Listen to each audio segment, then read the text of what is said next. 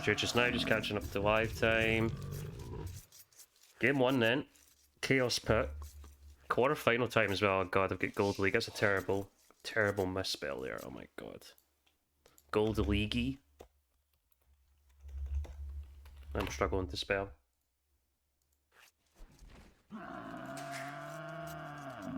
I need to turn down my capture sounds. All I can hear are cows. Oh, there's buffaloes going absolute ham. Yep. Okay. Let's just try and keep an eye on what's going on. And we can see Lucky Rocks has actually went straight forward into Bargugu of all people with his eagle. Lost his eagle already. And 3 vills versus 2 and the scout for my Gugu. So Lucky Rocks is... he's going to be in some problems already. He did lame the berries. He's trying to get this villager back, but villager goes down. He's going to lose 2 vills and his eagle. That is complete attack. That's worst case scenario. I'm not sure why they're vill warring with when they didn't pick vill war sieves. I mean, Goth makes sense to me. Goth is a very natural vill war sieve. And I think FedEx has managed to do a decent job with it, but like for kind of thinking. Sorry, yeah. for Aztecs as well, you have the extra gold going up to feudal age as well, so like Man at Arms a little bit more doable for Aztecs. So the Bell War for me does seem very odd. Yeah, I think vill warring is good if you have the civs for it, right? Like Aztecs are just not one of those civs where I think, oh yeah, I want to vill 1 minute 1. Like it's but this is interesting. Margie is doing a great job here. He's going straight for the pockets. He's going to try and wall in the berries. Oh, he lost his scout though. Yeah, only had 1 HP left. Of course, going to go and try and do some damage on Deeker, who has poles. And I don't see any villagers in the back of some wood lines of other players yet either. And it looks like everyone is going to the outside wood line for their wood. So no one going for these earlier wood lines by the looks of it. Interesting enough, Dika built his full work already. So clearly got an interesting build going here. I'm not going for a lumberjack immediately, but this is great from Muggy. Getting the villagers from pocket to chase is ideal. You're kind of looking for damage from the pockets in a situation if you're going forward with your villagers. And he's managing to hurt both flank and pocket. I mean, unfortunately for Lucky Rocks, he kind of already like ruined his game. So like even these 2 villagers is a lot more damage. God, this is hard to tell what's going on here. I think seems like Mario's just gonna run here. Like there's not really much he can do here, especially against poor villagers. Try and be annoying as you can and just force some idle time, I guess. Yeah, I mean the bad thing here though, he's gonna lose these plus. He's gonna die. I guess he might save 1. He's gonna hold on. Okay, no. Yep. Yeah, saving 2. That's solid. Yep. This one's gonna get walled in on the left-hand side, and as we just kind of look over to kickoff space, holy berries. Is that not beautiful for Franks or what? That's honestly, it's disgusting for efficiency though. That's not that's a terrible. Like he's built a house there. Like they're gonna bump. Like that just sucks. Yeah, I get like the house is one of the starting houses probably, right? And once he actually seen it, he's probably like, oh fuck. I honestly question this. I would just build 2 mills here. Oh really? Because what's gonna happen is when they path the other berries, they're gonna walk all the way around each side. So you're actually gonna get, unless you like, I guess if he shift clicks it, it's actually more efficient. But like, if he doesn't shift click it, it's gonna be much less efficient, I think, than just building 2 mills. So, well, the first player's on the way up to feudal age. No TCs have been deleted, which is always a big disappointment to me, should I say? All TCs are still in the same place. Yeah, it seems very even so far. I mean, Margie lost 1 vill, Lucky lost 2, but again, Margie's had lots of vills like kind of running around, not doing a whole lot. It will be interesting to. Oh my god, that stable from Clermont, what is that? It's such a bad position. My goodness. Yeah, ideally you want to team up with your buildings early on, like building a stable there just seems very strange to me. That's just like playing without your teammates, like ignoring them, which is never what you want to do in a team game. But I guess we'll see where they're going with this. Again, this building placement is very strange. This is a very strange way to play this map. And you can see walls already coming up for Argentina now as well. Scouts on the way from Nico. Of course, Frank's going to have a bit of a HP boost in the meantime, which is going to be nice. Deker also getting stable up. What are the flanks going to do here? We can see the flanks are getting towards Feudal Age. We just see mass trash from everyone in flank. I'm not sure. I mean, it depends. Like you were saying, Aztecs usually go for men at arms, which is kind of the counter to the. Well, I wouldn't say counter, but it's pretty solid against the full trash. Because men at arms obviously only take 1 damage from those units. Well, I guess they take a couple from spearmen, but it seems like Barbarian is going to be opening for spear skirm, which makes sense as spears. And yeah, I'm not really sure what Lucky Looks is planning here. I mean, he's only just clicked up. It's only just clicked, yeah. Yeah. He is in a dreadful position, honestly. Like this is a really rough game one for him. I hope he can recover a little bit here. Yeah, and sorry, Deker's behind in scout numbers as well. And Claymon's just kind of like actually deciding to go back. Is he taking damage home? He's not. Why is he going backwards with the scouts? I think he's just worried about getting outmassed. And he's also against Franks, so they'll just take a better trade against him if he does fight, especially if he's outmassed. Okay, so it seems like FedEx is just also opening some infantry here, opening some spearmen. Very passive game for a Chaos game. This has actually been very timid. And Deker's not making. Sorry, Deker's not making any scouts. Is he not? Wait, what's Deker doing? He's made another full work, and he's just making farms. I don't hate this, to be honest. With the way the game's going, like he could just be trying to get cast stage, right? If he puts someone on stone maybe to try and get his way to cast stage. Interesting enough, he's not actually lumber camped the outside, so he doesn't care about the chopping out. It seems like he's letting Nikov do that, and maybe he'll just like send the vills that way. Yeah. Yeah, he's on stone now, so he's just going to use the stone to get up. Makes a lot of sense. I guess the real question is how is Lucky Rock's gonna hold these towers, right? And how the flank's gonna hold. This is such a very passive, very chill game for sure. Our Gugu is on stone, so you can be able to make more towers as well. Just got Spearman out in front. Where are the scouts from Nico and what is he able to find? Not too much.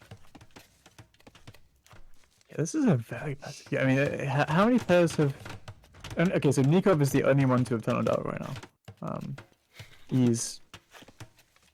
Oh, and wait, FedEx is... Oh, great tower from FedEx, by the way, on Sito's woodline. That is huge. I don't know how he got those villagers there, but that's so annoying. How did he get in there? That is actually a really good... That's a really good question. I honestly think it comes down to, like, France just being extremely lazy. They just have not bothered to wall. Like, again, this is just really bad teamwork, by the way. Like, if you look at Sato Clermont's base, like, he could easily be team walled to Sato right now, and then it's like and Sato could easily have walled like with his buildings to like that direction red. Yeah. I just don't see why you wouldn't do that. Like, it's a very simple thing, but like you can kind of prevent these villagers from being a factor. But maybe like it could be the case that FedEx like snuck them, and he had them there for a while. But I don't see like a lumber camp or anything, so I actually kind of doubt that. He must have snuck those a little bit later. Yeah, when you really zoom out, you can see like just how much of the buildings, like the space has been wasted. Yeah, and see now they're even team walling it. This is just like, there's no another way to say it. Like, have they practiced this map? Because this is like, you're 101. Like, you know, you play this map and you team wall. Like it's not like you don't have to be a really big strategic, you know, player to know to do that. It's a little bit strange. But they're in a fine position, so like even despite that they're playing well as a team. I think the strength for them right now is like they're playing well with their flanks. It just seems like both Argentina flanks have just basically given up all of the pressure on them. And now the problem with doing this is that like now the pockets are going to start getting in trouble. But that being said, look at the uptimes. Oh my goodness, 3 players on up to cast stage already. Not just for the pocket, Hallis, also for the flank and Lucky Rocks as well. Which is insane. It is insane, but like, what does Lucky Rocks do here with this? I guess he just builds TCs. Yeah, he is chopped out, so he might just try and boom behind it, and he should have the room to do it. He might stonewall the outside as well and try and get that part of the map locked down for the team. And we're hit by a pause. We do have a pause, yeah. Really interesting strategy from Argentina, just completely giving up the flanks basically, and just being content to go castlage. I think this is going to be really strong for the pockets because like especially Nico will get a really good boom from this. I guess the trouble will be if like because there won't be really anyone who can deal with pikemen or spearmen, like how they deal with these towers will be the biggest question, right? Mm-hmm. Pole's going to be a scary prospect once we get to Schlachter though, and even going straight into Castle Age, Frank Knights are going to be... they're going to be pretty strong. Resources That's very true, they will be. Yeah, resources for Claymont does look good for Castle. And does look good for Sato as well, but he's just not got the he's not got the gold yet, but he does have a market out in front. Well, the thing for Sato is he was prevented from jumping out by that tower, so he was not able to access any gold, which must have been quite frustrating. Yeah, I guess the question is if they can, like, the problem right now for Argentina, right, is like the pockets are getting their economy towered. So like, although they are going to class stage, like at a really quick time, if you look at Nikov's economy, it's actually really weak. He just completely run out of berries and he has 11 farms, but 3 of those are in range of the tower. So like, he doesn't actually have a good economy. The question is how well he can boom, despite, you know, being under quite a bit of pressure. And if he can boom well enough, then the strategy will be worth it. But like, if you look at someone like Sato or Clermont, for example, like sure, they're not actually up to cast stages quick. If you look at how many farms they have, their economy is actually a lot more solid, so their boom will be a lot more stable when they get there. Only 11 farms for Sato as well, but Clermont for sure, he's got a nice little eco working. 18 farms, he's heavy on stone, so he will have some sort of gold income for a little bit of time selling it. Towers are nice, especially from Baba. He's affected multiple players here with his towers. He has, yeah. I'm honestly a little bit underwhelmed by the amount of damage they've managed to do with the towers there. I think Argentina have done a really good job of like holding the pressure and not taking any more damage than they need to. He's having to run into that tower. 4 bells in there, sorry. And he's gonna lose them. Yeah, and this is actually looking really rough for France right now. This is a really nice strategy from Argentina. Like if Baba loses those villages, I guess he's on the way to cost stage, so that's great. But like that's a lot of economy to lose, right? It doesn't look like there's much help coming his way in the future. No, it doesn't look like it. And Lucky Rocks is going for the stone walls on the outside. Yeah, this is huge. I honestly think. Yeah, I honestly think France were a little bit late to rotate to the outside with their scouts. They spent a lot of time just chilling in the middle when there was like no pressure to be done or to be had, and sending the scouts this late, you know, they've already been stonewalled out, so that's rough. Any other sign of pressure in the middle? Just looks like Nikov with his knights in the meantime, and Deeker's going to be on free TCs, and he has poles, of course. It's a bit of a scary prospect to get some more full works up. Yeah, poles are going to be scary. It depends how they use the timing and what they use it for. But the way the game's going, I mean, the game could become like a lot more closed, like especially on the outside. If you can kind of wall the middle, I guess that's the avenue that the poles will kind of look to exploit, like having a lot of knights like kind of being as aggressive as possible in the middle of the map. But like, it can be quite easy to wall them out. Like, Chaos Pit is an open map but like to some extent it does become quite closed, right? Like, there's not really that many obvious avenues to attack right now for the players. Yeah, you have like all the buildings in the middle, of course, and the big fighting grounds, of course, and this actual like center area. But you get very choke pointy in the outside, and then once those are kind of closed up on the outside, things start to funnel back through into the middle.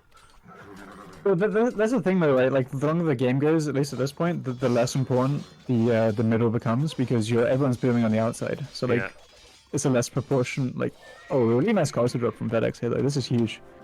This is exactly what you need. Like, oh, that's really nice from Pikeman Barbara to block block it. this. Just place it to the left-hand side. Yep. Yeah. Gonna get it up. There's pikeman from FedEx there as well, so he can just chip away in the pikeman of Baba. Margu also teched into Pike as well, but I'm not too sure where they actually are. Just defending his towers for the meantime. Yep. I mean, and the question is now, what do you do to deal with this if you're France? Because this is where I really like that strategy actually from Argentina. Oh, okay, big hole though. Nikov is getting a lot of camels into his base, and it seems like Sato is also raiding with light gap, which is huge. Yeah, in the back. I'm not sure how this happened, but like this is going to delay the pockets quite a bit. And those camels, like, it's not really a good unit to come and deal with these. Yeah, Nikov's sending knights, but they have to fight uphill. Yeah.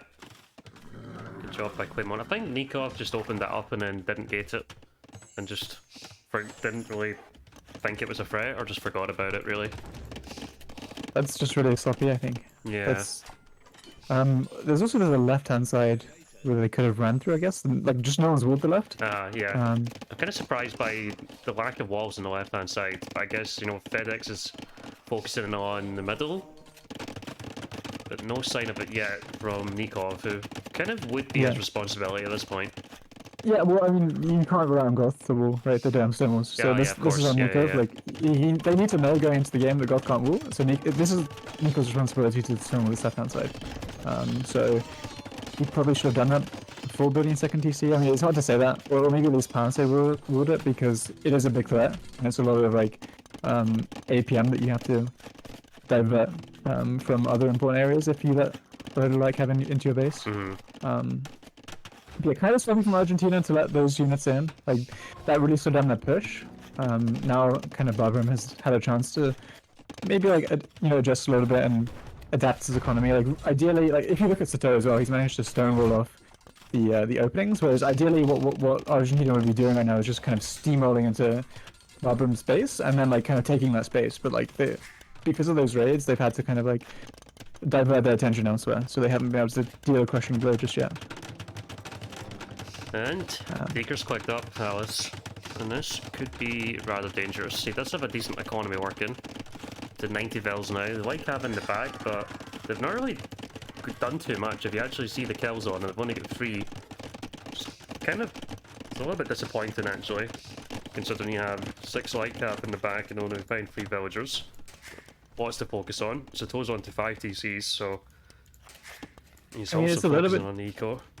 It's a little bit disappointing, but like, as a player, just having these light cap around is so annoying. It's not even just like the villagers that you kill, it's like the threat of like idle time and just run it. Like, for example here, you're basically never really able or comfortable to expand, which is just super frustrating as a player, because you want to be like dumping down like 3 full rocks and building farms around them, right? But like, what happens if you build that and then the light cap show up, right? So like, it is a massive nuisance. Yeah. And he's definitely, I like that Sato is targeting the player that he's most afraid of, which is the pole boom. So he like, as a player, you kind of want to slow down or like hinder the service that like you're most afraid of, and I think Sato has kind of identified, okay, poles are sitting here free booming, let's try and delay that as much as we can. Yeah, and it looks like Nikov is saving for Imp now at this point as well. He's not adding any more knights. Resources kind of looking good. Schlachta on the play now for Deeker, so the spam will be happening. He's a little bit behind in upgrades, of course, but I guess you only need to get +2 for the Polish Knights, which will be... Yep, doesn't matter a whole lot, yeah. Yeah. Eagles, yeah, I guess the question... Eagles for Lucky Rock, sorry. Cancel Eagles for Lucky Rocks. Yeah. Interesting. Not sure, I mean, I don't hate that he's against Halp Siege, right? So, I mean, a smart thing to do here from... I guess Magi doesn't really have the economy, but he could easily just go long swords if he's already on pikes, right? So, yeah, this castle out in front from Margu, they'll kind of just secure there, but you could maybe argue outside potentially. You can see Sato's has on the outside as well. And Quimon is up to Imp now. as is Nico. I mean, the biggest question here, I guess, is can they win the game from this pose timing? And judging by the amount of units they have on the field right now, I'm hesitant to say that they can. It was a nice timing, but like, it's kind of one of those cases where like if you don't have the units, like, does it make an impact on the game? And I have to say right now, like the pose timing, I have to say it's not making that much of an impact. No. It would have been nice if we had the mass, like already on arrival, right? So we can just... But the castle was so delayed, so Schlachter was not already in. Yeah, and that's what I was saying with the rating, right? He didn't really have the freedom to fully expand his economy, so I guess that's gonna affect those numbers, right? I mean, Cavalier is in now, and this is really nice, but like, he's gonna kill some mangonels, but I'm not even sure if he's gonna get into the economy, you know? Oh, okay, so, okay, a couple of things. Firstly, in this position, you have to ask yourself, which team has the better late game serves? And I think I would be, I don't know about you, but I'd be inclined to say that I think the French team have better late game serves. Like, I guess they, like Aztecs, Goth. I mean, Goth can be strong, but like, I kind of feel like this version of Goth is not the best, especially not late game. I mean, maybe they can do something against Magyar cavalry archers, but otherwise, I think I prefer France's late game. And if you look at Sato's base, he's getting ready for that cav archer switch. So if he can survive to fully upgrade recap bow cav archers, then that's going to be really scary and hard to deal with. And it even looks like Baba is thinking about cataphracts as well. Second castle now, he's added 5, he's on a few monks, which will be happy for him. He's going to have a big economy behind this as well. He's got 3 TCs on the outside. He's up to 78 bells, which is a lot more than FedEx has managed with Goths. So we're not going to see Hostile spam anytime soon, that's for sure. Yeah, I think FedEx has kind of been neutralized this game. I'm not sure what has really happened on the left-hand side. It seems like Baba has done a great job of forcing FedEx to massively overinvest. I don't see a reason why he needs 37 pikemen right now. It seems like he may have like overinvested into his pressure a little bit, and it's really important in these team games. Like if you look at the other side, Lucky Rooks, he's kind of in a similar position to FedEx, but he actually managed to develop his economy, and he's going to be able to put on some pressure to Magi because of that. But like if you look at FedEx, like you were saying, 45 villages, like he's basically a non-player for the next 10-15 minutes now, which is a massive deal. Oh, but look at this! Oh.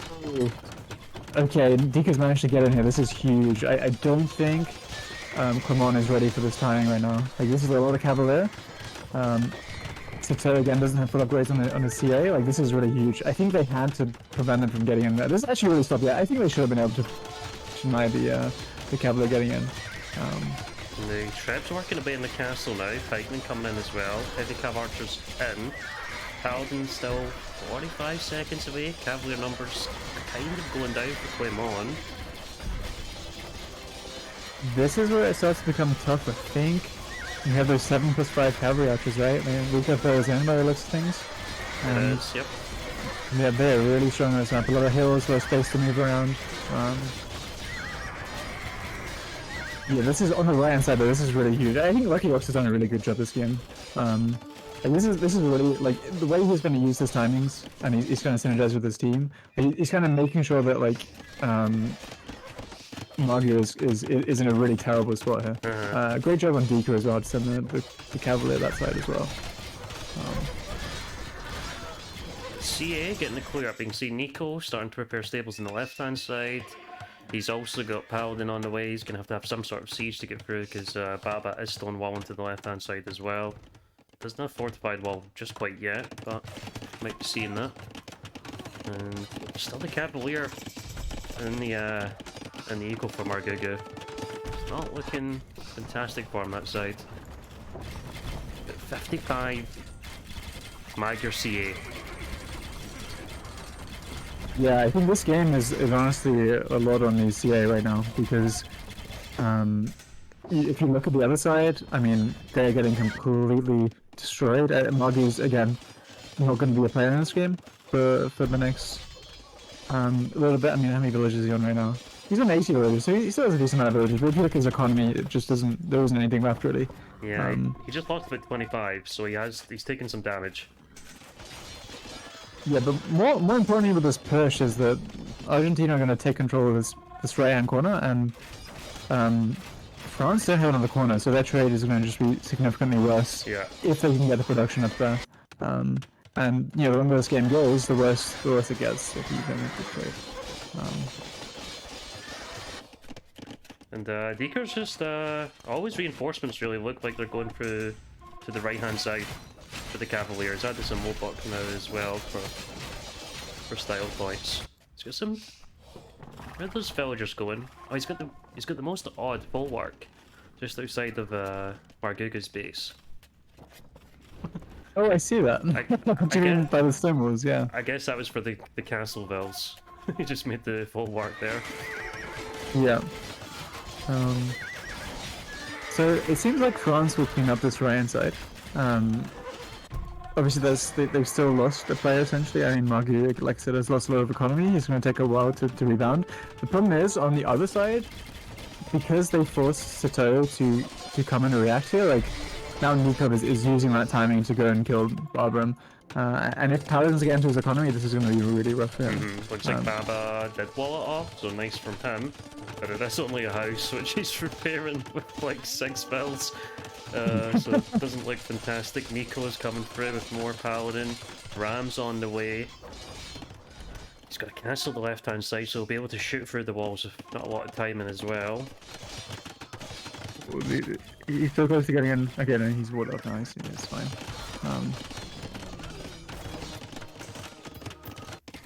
Yeah, interesting. The double cab player is working out really well so far. Yeah.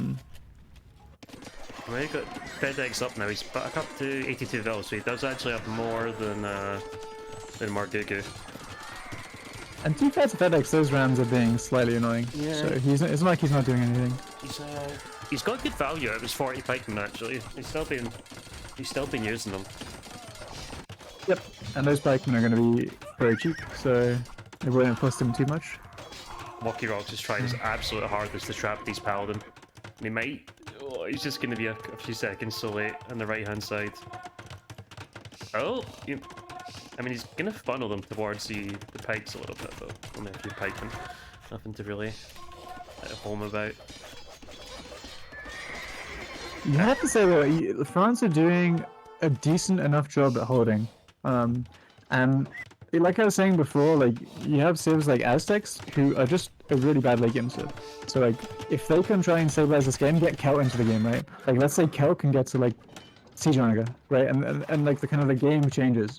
So like, while Argentina are doing a really good job right now, like, if they don't continue this pressure and start actually killing players, they could be in a lot of trouble. Oh, huge fight in the middle there. It looks like Nico is losing a lot of paladins.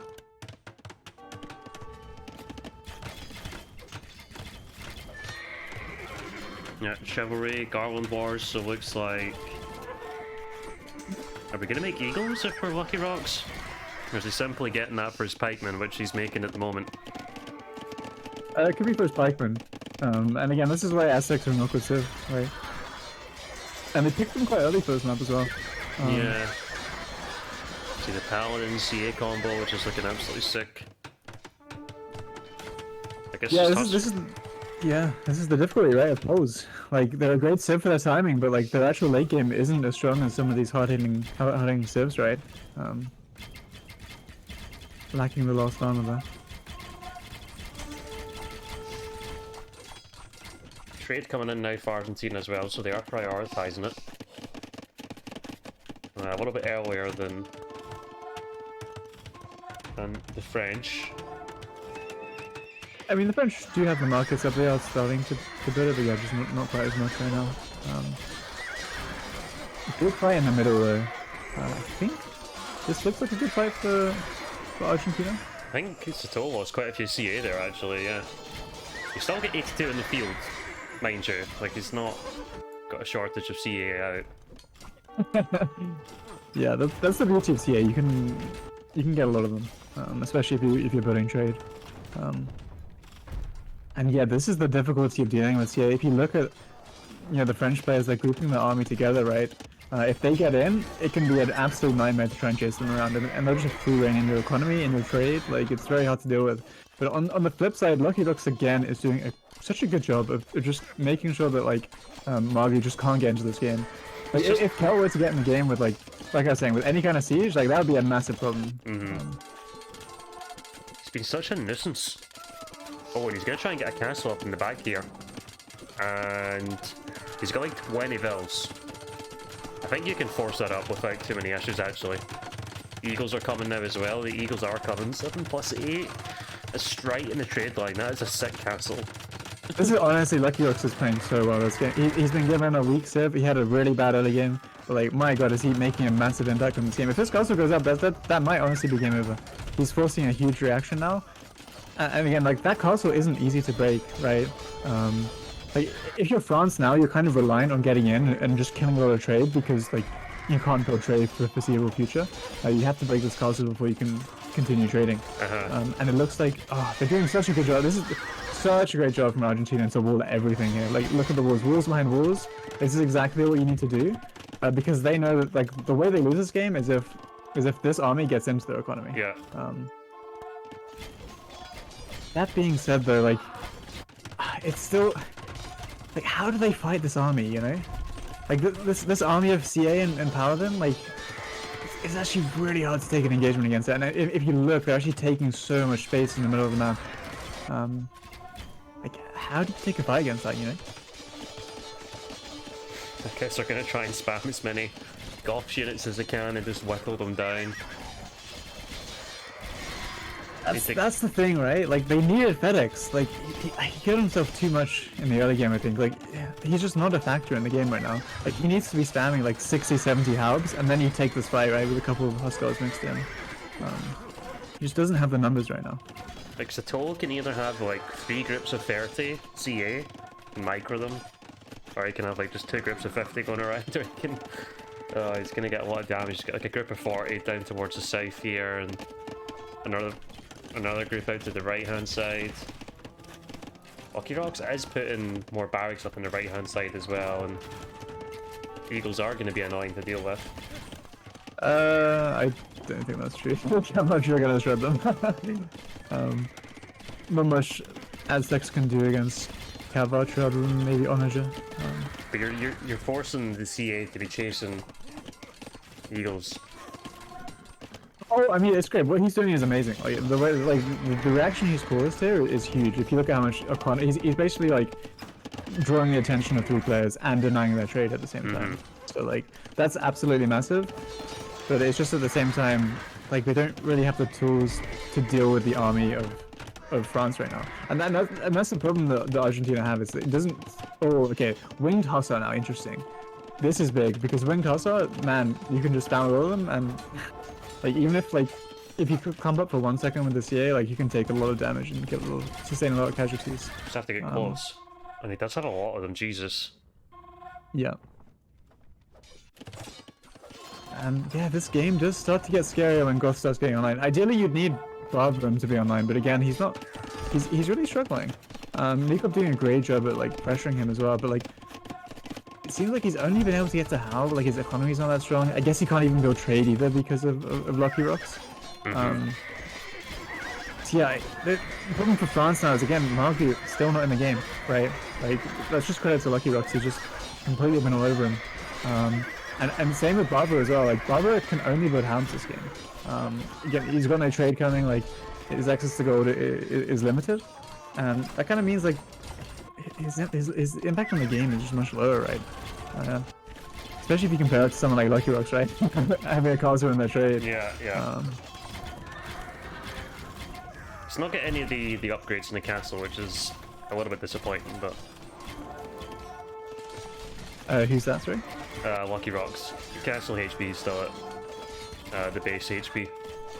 Do they not get... I think they get architecture, right? Do they get hoardings? They at least get masonry. Do they get masonry? got it. He's getting murder rolls anyway. Yeah, Meadows, that's nice, yeah.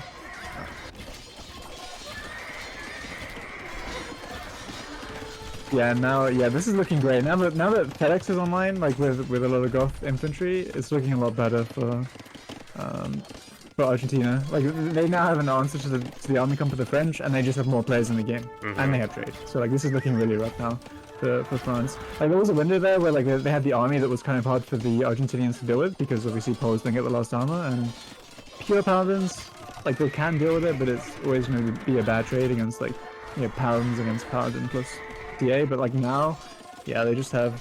If you look at the economy count, just like way more economy. Yeah, they've had like Argentina have had a good lead in eco, but France have always been ahead in military for like the longest time.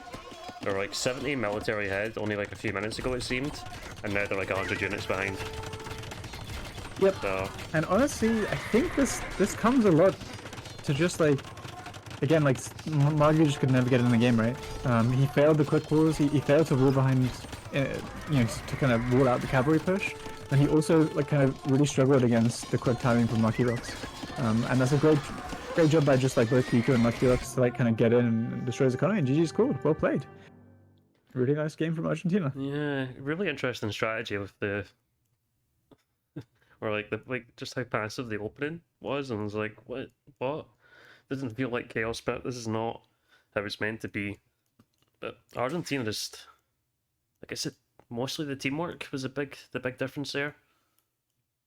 I would say a couple of mistakes on the French side, like letting the Pole. I think they probably should have been fully fortified ward and could have ward behind. I don't think Poles really should realistically get into Margu there, but maybe he was distracted on the right hand side. And yeah, I just think it was just that timing, right, from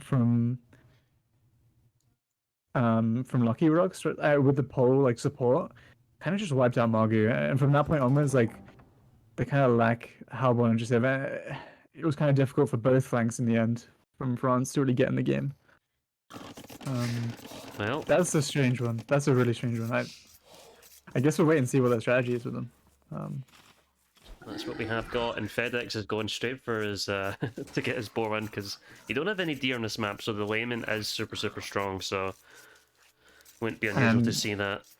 And Margu's already taken a boar. This is huge. This is why they picked Tinkers. That's like you were saying, no deer. Lucky Rocks is going to be in a lot of trouble.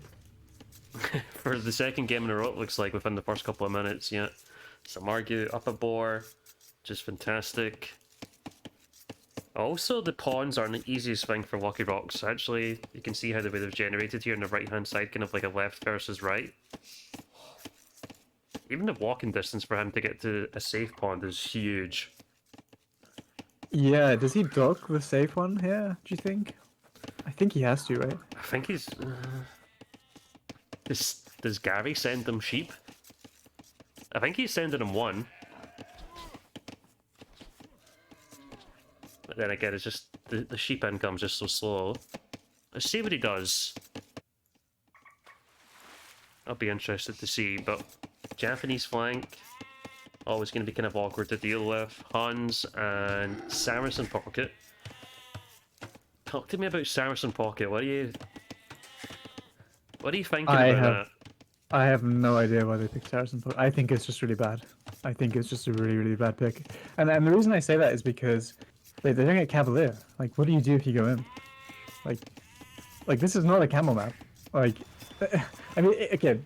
That's not necessarily true. This is a fine camel map in some situations, but like it's kind of easy to play around. And it's like I feel like you're just giving up kind of all your options. And I don't like it's not like the Hindustanis where like their camels are insanely strong and they have a great eco behind it, right? Like they don't really have a good economy. I guess if Nikov can use the market really well, then maybe they have like a solid economy, but like it's not always like totally clear cut. Yeah, I'm confused by this one, honestly. Maybe they have a specific strategy for it that I'm unaware of right now. And FedEx is going to be down 2 sheep by the looks of it as well. Lucky Rocks is trying to go and dock over here. He's got 2 vills, which is nice. pretty much means it's a lot harder for the scouts to take an engagement against you. Unity's here. Who's gonna go down? Looks like Margugu did lose his scout, of course, with the lame. He's got less HP, and Clement's gonna be chased away.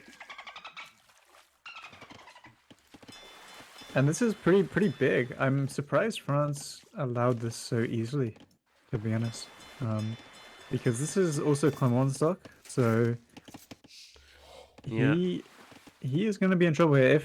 I mean, the trouble for Lucky Rocks, right, is that he did lose that boar, and he's also not even built a fishing boat yet. So like, he's not going to have a good uptime. So like, I think like this is quite bad for Margie, but like I think his uptime is going to be good enough that like this won't make the biggest impact, because he should just have like 3 or 4 fires on those villages and those docks before they can actually do much. Yeah. It's going to take him ages to go up. He's got Bloom queued, so maybe he's thinking about it after the spell. He's had to make the dock as well, of course. I guess he's Japanese, so at least you're not spending the full 100 wood on it, which is something. He does have the 2 villagers and the shorefish. We'll see if he's going to be able to get up, but he is going to be a little bit behind tiers. Nearly everyone else is on their way up to feudal age. Yeah, he's going to be significantly behind. I mean, the good thing is his fishing boats have more health, right? So they can kind of tank a little bit more, but I'm kind of surprised he went for this. I would honestly expect more of an adaptation from Argentina. Like maybe Nico could dock the north, and then you can have Lucky Rocks dock the eastern pond, and then like Japanese with safe fish can recover from losing a ball, right? Yeah. Like their fish is better. Like forcing him into this position is so risky, because like if this goes like really badly wrong, like he can actually just lose the game in the next 5 minutes. Like it can just be over for him, right? He's gonna be down 4 fish. Like those 2 villagers are probably gonna get walled in if he's not like paying attention. And like that's 6 eco units, right? That's a huge swing. Yeah. So yeah, and this is again, yeah. Honestly, I think this is looking really bad. Like that's really bad. Oh yeah, god. That's disaster. Yeah, still a minute away from feudal. Stables should just be coming up from all of the pockets here, not a huge surprise. We can see FedEx has got a safe pond up in the north himself. Both the pockets have safe ponds in the east and west respectively. And that pond in the south is likely going to become a safe pond for France as well, which is just huge. Yeah, I mean, both teams will have safe ponds. The problem is one person has lost all of their economy to try and contest the pond.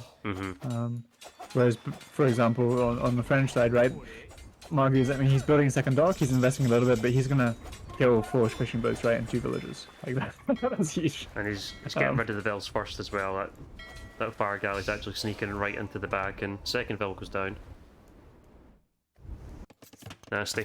Like, what do you do if you're Lucky Rocks now? Like, your game is just ruined. Like, I'm just surprised he went for that decision to go for that forward pond, but it's just odd. Yeah. Guess he's going to try and get onto archers now and just try and play full land. But Margu's already realising that. Barrett's coming up as well, so he's going to be making his transition into land ASAP, because what else does Lucky Rocks do? I mean, he has able to sneak another dock, which is huge. That could turn things around a little bit. If Margu doesn't notice, he's building fishing boats, right? This is actually a big mistake, by the way. Like this map is so important to win the water, to defend your pocket, that I honestly think like this is like a really big mistake to not like give it the respect it deserves. Like Lucky Rocks is actually going to be able to like be quite a nuisance here. And he's, God, he's still making out of this dock as well. He's going to have a demo prepared. Fire's coming in the other one. He's still moving around with his fishing ships, so they're actually all still alive for the meantime. Japanese fish are just so damn tanky. And Gary getting picked off outside Barguga's base though with his scouts. And Clement's got a decent little mass now. Yep, that's tricky, because I guess Lucky Rocks is ward now. It seems like all of Argentina are team ward. Again, like if you look at France's walls, like I think they're just so much more clean. Like not France, right? Argentina's walls compared to France. I was about to say, look at Sato's walls out in front. What is going on? I'm confused by the way. Like if you look at the way Sato's walling to Syscon as well. Like, what are these team walls? It seems like they just never team wall in their practice games or something. Why is this so bad? Like, this is. He's Like, like these going, players are insanely he's like skilled. going Like, in, how there's they like a work. wood line in the middle there and everything. It's so odd. Yeah, yeah. Um, Definitely something that they should work on. Yeah. That's for sure. And yeah, now look at Lucky Rocks, right? He's Good actually numbers. been water back. Yeah. And his fish are back to work, and he's got 3 of them still alive. He's actually got the fourth. He's actually got the 4th one there, but the 4th one's just in the front that fires, of course, his tank and the damage, which you can do with Japanese. It's just so easy. You can just send them in front and just take the damage. It's beautiful. And I'm gonna have to be honest. This is a massive throw from Margie. Like, this should just never happen. Like, this is just. If you look at what's happening to Clemon, like, he's losing fish. Yeah, Like, yeah. as a pocket, this is the most annoying situation you can ever be in. Like, your flank had literally 1 water if they just played correctly, and now, like, your eco is gonna be, like, irreparably far behind Huns because, like, your flank was lazy. Like, this is huge damage. And again, credit to Lucky Rocks, man. This guy just doesn't quit, man. He's playing so well. Like, he's like, he gets in. He's had some really rough positions, but he makes the right decisions. He makes some really good calls. He doesn't give up. Like, he makes sure he's walled at home. Like, he's stonewalling now. This is really smart. Exactly what he needs to be doing because these archers are going to be really difficult to deal with. yeah. But even though he's in these bad positions, he's able to, like, stabilize and make a huge impact on the game. And you just have to say, like, respect. That's a really good mentality right there. Now, what is Nikop doing? That's the question. With Saracens, dude, he's on stone. Is he doing FC Mamelix? He's actually that happening? he's actually on stone. This is the wild thing.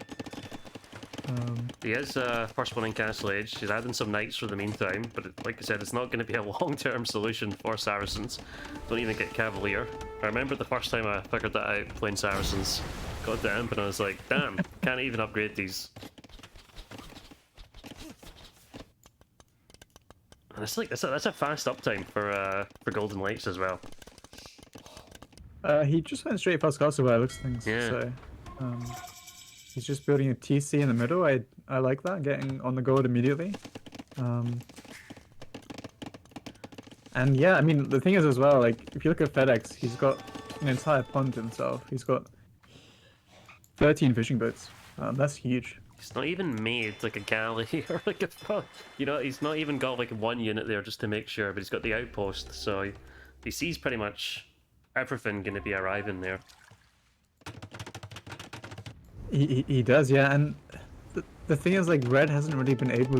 If you look at Red as well, he's only got 6 fishing boats, so, like, his eco just isn't as strong.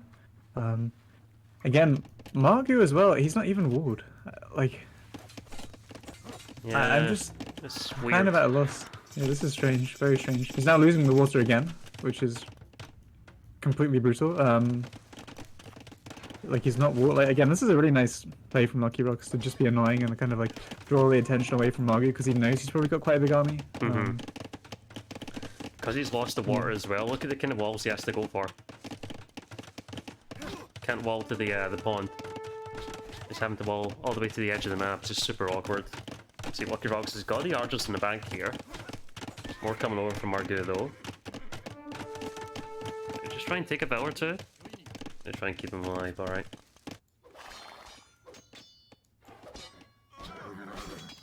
And yeah, I mean, if you just look at, look how many fish Gary has. Oh my goodness, 19. Okay, that's too many fish. He does not need 19 fish. But that is going to give him a more stable economy. And if you look at the, I mean, the village kind of different isn't that huge. I mean, actually no, it's 30 bills, 21 minutes, and that's huge. Argentina just have more units right now, more economic units. The crazy thing to me, Paradox, is that Lucky Rocks has 7 fish right now. He has 7 fish. Oh my god, yeah. It's insane. Clem still has a few fish in the bag. He's actually done a decent job to keep them alive for this long, but they are going to get wiped up now. 3 TCs for Sato. Clem's going to go for a second one as well. And the Mameluke Dream is alive, by the way. He costs up to 10 on stone. He might just be selling it though. Is he actually banking? He is. He's selling a little bit for the meantime, but he's gonna. It's gonna that like that is gonna run out eventually. But maybe he is just Gonna keep selling for the meantime. They're still at a good price, 110 gold, so he's still in the green.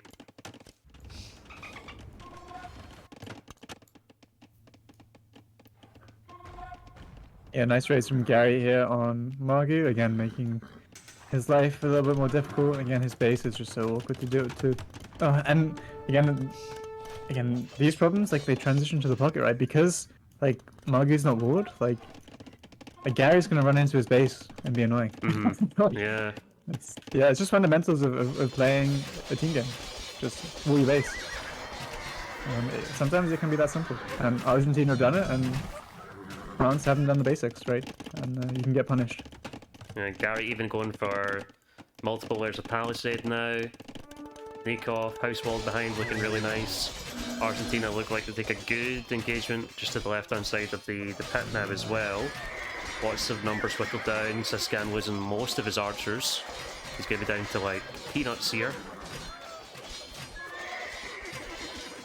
And great momentum swing for Argentina now. 45 Vils ahead. Nearly 20 military ahead. Minute 25 now. And they've already got control of the middle. I mean, not full control, but they have a decent, you know. Nikov has 3 stables coming up there, and like you're saying, he might be getting a castle soon, or at least he's selling a stone. Like, they have a foothold everywhere. Yeah, they just have a bit bigger economy. I think, yeah, this is what I was worried about for the French side, is because FedEx has a free pawn, he's imping already. And if he can keep those archers alive, that's going to be a very difficult proposition for the French to deal with. Yikes. It's a bit of a yikes. And ARP transition is going to be absolutely sick. Shouldn't really struggle to get any of these upgrades. I mean, the fish that he has as well. They're just going to be popping off. Lucky Rooks is under a lot of pressure now though, so maybe they can get some counter damage in. But he's done a great job again, walling behind. Yeah. He should be buying enough time. He's got 2 ranges now, he's got a PC coming up on the gold at least as well, so that will help secure that area. Yeah, he will need help here though. He's done a good job to buy time, but he will need his pocket to bail him out. I'm not sure exactly where Gary is going with his knights. It seems like he's helping the other side. Yeah, they're just trying to collapse him in Chateau now, and it's not a bad idea, trying to cause as much damage to the best player in the team. And they're all here. Lucky Rocks is here with his crossbows, so is FedEx, Nico with his camels, Gary with his knights. Claymon and Margugu are just not finding the kind of the damage that they probably need at this moment. Yeah, definitely not. This should be a good fight though. I mean, Gray's gonna lose his crossbows. Oh, it does not. This guy not. He should have the 6. By the looks of things. Yeah, he does have the 6. So there's a nice micro there from Lucky Rocks. And yeah, now Gary is sending some units to help deal with these crossbows. Yeah, reinforcements just going there, so nice job by him. I mean, this is a lot of knights as well, but a brace is coming in now for FedEx. So this is where the game starts to become really difficult, right? Weirdly enough, FedEx doesn't have anyone in the middle though. That's a pretty big oversight, I think.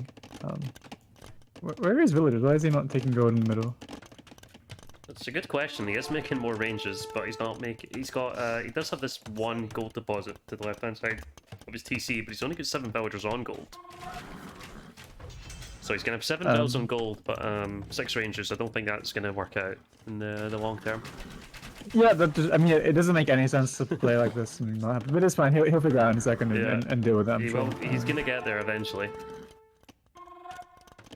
And Lucky Rocks looks totally fine at home. Getting off the thumb ring now as well. Bargugu trying to get his way into the middle. Chateau has just got this massive army just waiting to do a lot of damage. Where is that hanging out? He's just going straight into the middle right now, interesting. I guess they're gonna try and just bash TCs or something? Yeah. Margugu's in a bit of a problematic situation as well. The crossbow numbers he has built up are likely going to get wiped here. Clem's actually reacting to go home. Oh boy. Harb on the way now from FedEx. The problem is, how do you deal with these ups, right? I just think there isn't really a way that they can really fight these. They'll need to bring all the armies together, but like Sito's already kind of run up into the middle, and I mean, this game, yeah, he just scored. Just call it. Yeah. It just seems very disjointed to me. I don't know what you think, but like here, like for example, Margu's taking a fight on his own. Sito's kind of off doing his own thing, raiding, and then you have two players like unable to fight because they don't have the rest of the team there. Like they're walling, like it seems like they just weren't communicating with the walls at all. And like again, this game again is partly on Margu as well. Like you just can't allow it just can't happen. Like you can't ruin your pockets game like that. Like it goes from like it's like a 10 villager swing, right? Or even more than that, like 15 villager swing. If your opponent's like pocket has like 7 fish and you have none, like and you lose 7, like like you just can't, like I think it was maybe even more than that, right? Yeah. You just can't let that happen. It just loses the game instantly. From a completely winning position, he killed 2 villagers and he prevented he could have denied the docks as well. Like, or maybe not denied the docks, but he could have killed the docks with fires, right? If he just committed. So yeah, maybe a little bit of overconfidence after, or like maybe not overconfidence is the right word. Maybe not expecting Lucky Rocks to double down on another dock after losing the 2 vills and feeling like, okay, I'm probably going to take out the fish now, and is like, you know what, that pawn's probably good to go. We've probably got it. But Lucky Rocks took him by surprise for sure for that second dock. And probably like, man, like considering the start for both games, he's played amazing, man. He's played so good. Lucky Rocks is my MVP for the series so far. I mean, not to take anything away from like people, you know, the hard hitters like, you know, Nikov and etc. But like the positions, the game positions, like losing 2 villages both games, and then playing like just a really smart strategy. And like this game, he didn't single-handedly win the game, but like he destroyed his side because of the decisions he made. And he gave Gary a completely free game. And it's like, that is like, again, after losing 2 villagers, having his ball aimed, like that's just really impressive. And you just got to respect the mentality. I mean, obviously FedEx did a great job this game. I mean, I think on the left hand side, Sito and Siskan just weren't really putting any pressure on their opponents, and they kind of just like were okay with FedEx having a free fish boom with like 20 fish. I'm kind of surprised they didn't at least try and dock that at all. Yeah. It's just odd. It's very odd. And it was kind of touched on the start of the series as well. Like, you think of the Argentina team, how long they've been together, right? The kind of synergy that they do have. It's very obvious that they have like good chemistry and good synergy between each other, whereas France kind of just looks a bit disjointed tonight for sure. Probably more so than usual. I'm kind of surprised. I mean, France, like, thing is, if France can get things together and get playing well, like have good strategies, like I feel like they would be really strong. But again, if you look at the civs this game as well, like their flanks were Incas and Tatars on their home map. Like something's gone wrong there, right? Like it's weird. You have this hybrid map, and your opponents have like Japanese and like Dravidians as their opposing like flank hybrid civs. Like how are you picking Tatars and Incas into those civs? Like what's happened in the draft? Something's gone horribly wrong, right? But like Ethiopians are just they're insanely strong. So and the French players are very good on this map. So it'd be interesting to see how this one plays out. Nikov flank, Hallis. Nikov flank, interesting. Yeah, I don't see it a whole lot, and he's went insta lame into Siskan, of course, playing Chinese, and Chinese can have some issues if they do get lamed early. And that's a good start for Nikov for sure. It's the kind of start they need up against civs like this. Yeah, I mean, huge to get a ball here. Like lame. I mean, with these civs, why not lame, right? I mean, it seems like Lucky Rocks is doing the same thing. He's also got one as well, yeah. And this is a pair of Vietnamese, right? This is why you picked them on Arabia. Like, they're still a pretty decent archer civ, but knowing where the TCs are straight off the bat, you're like, okay, let's go. And by the way, I want to say I love how they've committed to this. If you look on the right hand side, even Gary is here to defend the scout. So like even let's say even if Margu played perfectly there and like saw Gray scout, like maybe you could still like deny it, right? Mm-hmm. Or like you could like Gary could protect the lane still. So Gonna find that's a his really smart goats play. on the way home as well, which is That's really so lucky. that's That's really nice, isn't disgusting. it? Yeah. You're getting so rewarded lucky. for your bad behavior. When Deeker sending 2 more goats, it looks like they're coming from Siscan as well. Oh my god, look how little food he has underneath. He's pushing deer now, and he might have to go to berries. He's already sending a Vel over there, which is not nice. Oh This is boy. brutal as well. Oh Yeah, boy. and Siscan is the weakest player here, right? I think. I would say so. You can make an argument for it. Maybe Common as well, but I think Common is a very solid pocket. But like playing the flank is the role where like you feel the pressure the most. It's very much about like micro type builds. Like small mistakes can just lose you the game. Like slow timings lose you the game. Mm-hmm. And this is like kind of a pretty bad scenario to be in. Yep, this is the danger of having Chinese on flank, right? I mean, it is super nice, all things going well, but if you do get lamed early and don't have the food sources, things start to go a little bit pear-shaped. Yeah, that's true. But China are just such a strong save, right? They have the 2 extra villages if you play correctly. I wonder how much idle time he's actually had. Let me have a look.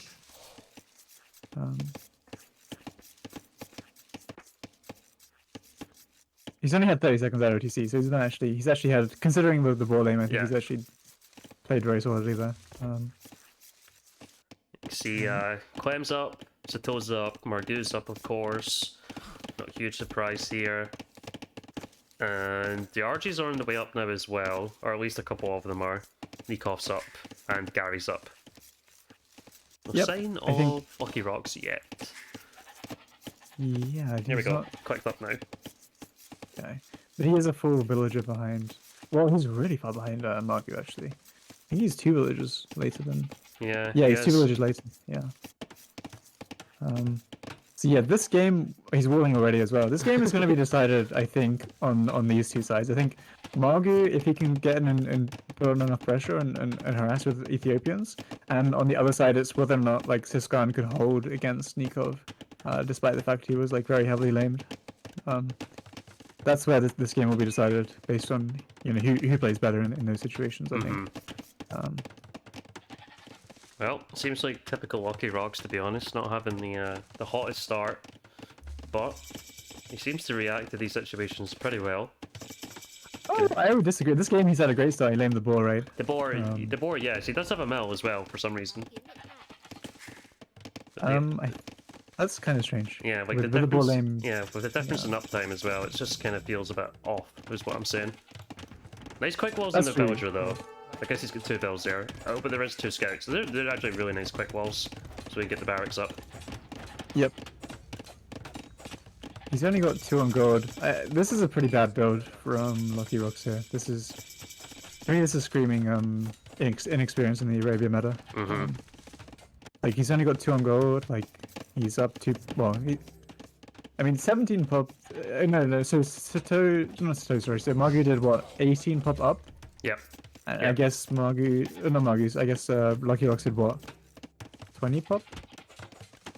I think he had 20 pop. Yeah, I think it was 20 pop. So maybe that's not too rough, but again, if you're looking at his build, like he's again only 2 on gold. He doesn't have a second range up right now. That's pretty rough. He's sorting out now though. And Siscan's gonna have his second range up before Nikov. So all things That's considered, impressive. Yeah, not that's terrible. impressive. Clem's already got the scouts moving over. He's got them split up, quite nice. Archer's already moving over from Margu, and of course Fletching is on the way for Margu as well. I mean, the thing oh, wait, no, he didn't finish the wall. Oh god. Wait, did they not see that? No, they do. The scouts are there. But why are they not? I don't know. I don't know. Oh, do they? Huh? They see the hole! They just see the hole, oh wait. Am I tripping? Maybe they're like, oh no, it's a trap. Why would he leave a hole there? Maybe you maybe are concerned about something like that, right? It looks like Lucky Rocks will get the wall up a little bit more, both delay. But the archer numbers not looking too hot for the meantime. Up on the left-hand side or the north, looks like scouts are both going to go and try and find some damage in the opposite pockets by the looks of it. See Deeker moving up to Sato, and Sato is actually moving down towards Deeker. Yeah, interestingly enough, I don't know why Margu's running back here. I think Margu's just trying to keep pressuring and let Gary deal with those scouts in his base, but maybe he's trying to regroup and then he'll continue. Oh, but yeah, it looks like Nikov's going straight to Sato, and I don't know what's this guy doing? He's just camping in his base right now. Yeah, honestly, Paradox, this is the difference between like the 2K5s and 6 and 7s, or more like the 2K7s when they play Arabia.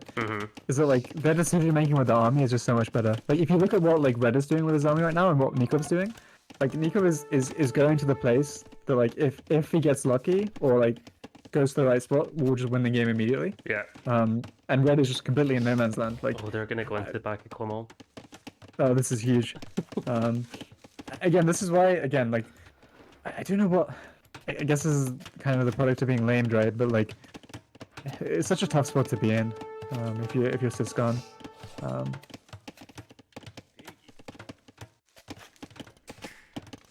Seeing Nico in flank is just so interesting to me because you rarely see it on with him playing with AM as well. You always think of Nico being like a pocket beast player. Even like the decision making from like flank looks like spot on as well. It looks like he's not even missing a beat. I think the thing is, right, like I think Argentina already have good pockets. So like while Nikov is gonna be a better pocket than the pockets that they have, it's like compared to like the difference he can make on flank compared to the other flanks is probably bigger, right? And we're seeing it here. Like this again, this is like single-handedly kind of winning the game.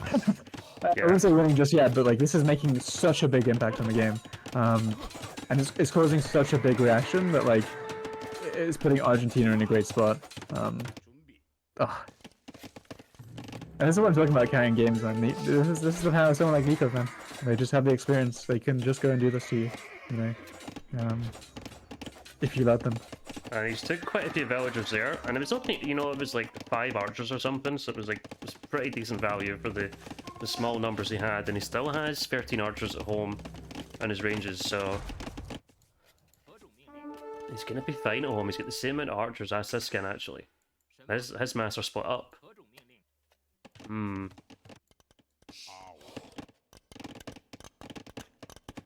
Margugu does have a bit of an archer lead, but Margugu's not keen in the size of these wood lines, and he's not going to be keen in the size of Lucky Rocks either. He's not going to be able to hit over the wood with his archer mass. But this is the difference, right? Between like again, if you look at how Margu's using his army and how Nikov's using his army, like it just seems like they're so much less decisive, right? Like Margu's so much less decisive. Like he's not finding somewhere to like go in and win the game. He's kind of just like, it's not aimless, but it's like he's not going somewhere that like puts on the most amount of pressure. He's just kind of like following this grey army right now, and it's like, whereas what Nico did is as soon as he had the chance, he made like a huge impact on the game by going to one of the pockets. Whereas like all Margu's doing is chasing some archers kind of aimlessly, and like that's the difference, right? Like really, it's really difficult to like make the right decision with your army, and like get your team an advantage, and like that's the beauty of having someone like Nico, right? Playing the flank role. Well, this is a kind of suspect fight though from Nico. He's gonna have to run here. A lot of scouts coming in. There's a lot of scouts. Only 2 scouts coming over from Deeker. You're gonna need more than that, buddy. Nikov's gonna try and run to the TC in the meantime. Both the pockets are up from Argentina as well. As is Sato. Up goes Margugu.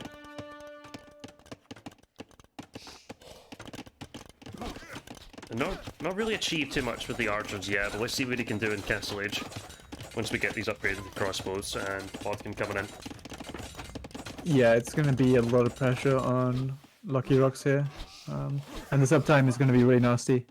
Sato loses Siskan's army, and Nikov, look at that, for talking about decision making, just goes to Siskan and clears up everything. I didn't see that. That's huge. Yeah. I'm not sure how that even happens. Again, it's about like, the teamwork, right? Like they've got to be together there, right? You can't get complacent. You got to always be connected with your flanks army. But yeah, I didn't actually see that engagement, but yeah, that looked rough. Yeah, the engagement was great for Nico. He is going to get a little bit pressure now with his archers from the scouts. Looks like he's microing down, but I don't know how they separated. I don't know if Sato got a bit greedy and thinks he could go to pocket and start applying some damage there, but he had other ideas. Yeah. I mean, honestly, this game, I think Argentina are putting down a statement here. Like they are not messing around. This team is in really good shape. Be wary of them. Like, this is an Arabia game where they have, I'm gonna be honest, pretty crap civs. Like they don't have good civs. Like, if we're being honest with ourselves. And they are putting up a really decent fight. Like, it's not over yet. I think it's still quite an even game. But yeah, the way they're playing with a civ disadvantage is really impressive, I think. Okay, Nikov arrives into Cancel Age. 2 TCs for both of the pockets from Arch being added. Only 1 TC from Sato, so tells me he wants to add quite a bit more military at this point. Late game for Argentina. Slavs and Sicilians in the pocket. No paladins, of course. And then we're gonna have, I guess no paladins on the other side, but we're gonna have extremely nice camels. Yep. No paladins at all in the entire game. It's kind of weird actually to go into an Arabia game and not one of the pockets to have at least paladin as an option. It's very unusual, yeah. You rarely see that, but I guess we're seeing it here. I mean, I love this from Lucky Rocks, by the way. His base is such a maze of walls. He's done a great job of buying time. This one on the right-hand side and the left as well. It's very compact, but he's made a good job of making his gold very safe. Not that it wasn't safe originally, but it's gonna be very difficult for him to take any damage. He is going to start moving out with his army. He's getting ballistics now, so he's feeling a little bit brave. Yeah, definitely. And the reason like this play is really smart, by the way, is there are 2 reasons for it. Like, if you're thinking about the game from like a kind of a strategic point of view, you kind of firstly, like, Nico is going to be against a weaker player, and so you're kind of expecting Nico to be able to do some of the heavy lifting here, which he's already done. Yeah. So you're kind of banking on the other side, being like, okay, like they're going to probably win their side because Nico is such a good player. And secondly, he knows, firstly, he's a disadvantage civ-wise in the early game. And secondly, he knows he's against Hindustani's pocket, so he kind of wants to buy as much time so that he gets a big crossbow mass so that these camels can't do anything. It's like, and he's kind of played this perfectly, right? Whereas, like, sure, he's not going to be ahead of Margu, even though he's, I guess, score-wise he is. Maybe Ezekiel's quite strong. Let's A look at couple Ezekiel. more Vels, but he's a few crossbows behind, but he does have the ranges here. He's got thumb ring as well, though, so I don't know if Margu has it, but he is Ethiopians, of course. Yeah. So, it's on the hill, and that's going to be huge. Nice micro there from Tamar. Dodging those ballistic shots. See, he's done a great job of putting his pocket in a good position, I think. He's made sure that, like, they don't kind of lose the early Hindustani timing. Like, it'd be very easy to try and, like, over micro, right, and lose your ball of crossbows, and if you do that, that just means the camels destroy your pocket. So it's a really nice play so far. Hey, he's even taking really nice micro here from Lucky Rocks, actually.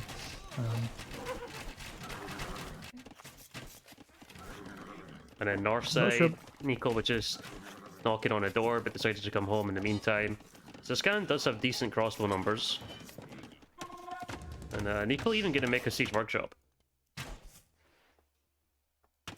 I'm slightly confused by that. I'm not sure what that is going to be, but I'm interested to see what he does with it. Yeah, might be. Yeah, we'll eat our words in 10 minutes. Of course. Yeah.